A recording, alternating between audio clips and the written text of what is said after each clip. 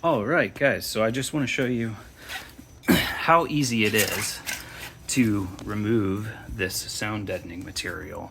This is an E46, I believe it's a 2001 BMW 330 Ci, so it's the E46 chassis.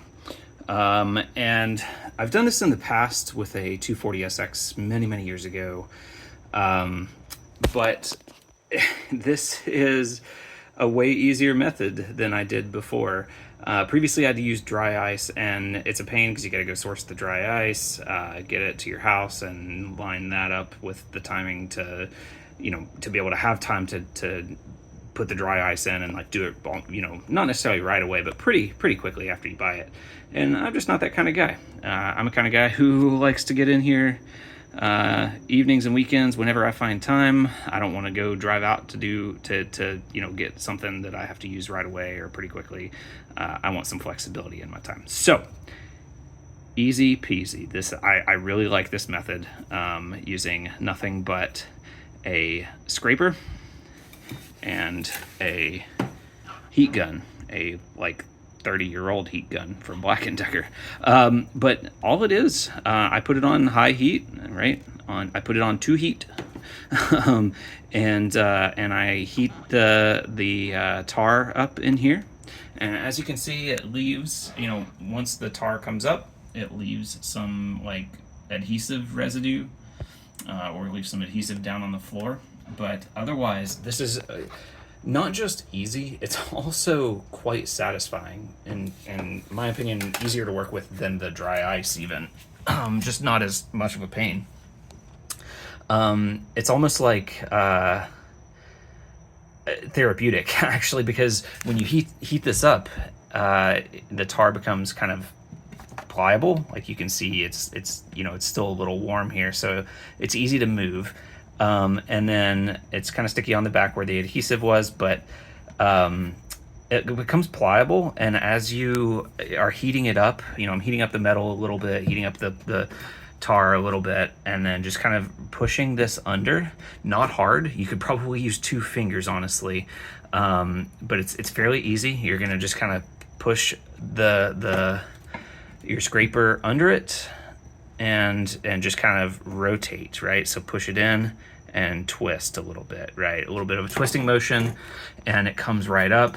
You can see, really there's no like damage. It's not like I'm gouging or digging in the corners. I'm being fairly gentle, and it comes right up with, just a little bit of heat and the scraper. I say a little bit of heat. It's probably, at the time that it comes up, quite a bit hotter than you would want to touch. But, it's not smoking. It's not, it might be bubbling just a slight bit at the moment, at about the temperature that I bring it up. But it's not like blazing hot, not smoking, not smoldering, just kind of hot to touch, too hot to touch, but only a little bit hotter than that. And it comes up pretty easily.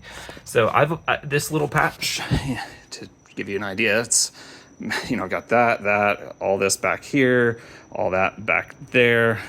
The other side, I've got all this up here. So I've got a ways to go. I've got it all up the side of the transmission tunnel there.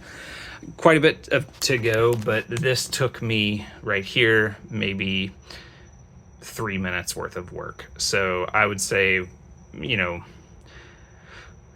within an hour, I should be done with probably this whole side, all the way up under the footwell, way up there, which you can't see in the dark.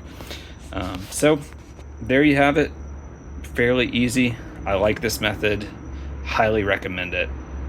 You should definitely try it before you resort to dry ice. I know dry ice is a little faster overall. Once you get into the process, you would just set the dry ice on here, let it get super cold, and then it almost shatters like glass, kind of. I guess would be the best way to kind of describe it. But you hit it with a hammer fairly gently, and it cracks. and those cracks you make it easy for you to break up or pull up those little pieces. And often you don't have to deal with the adhesive nearly as much as this.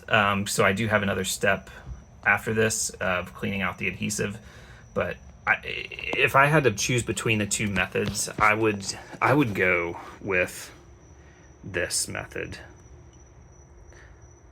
I think it's certainly the easier approach here.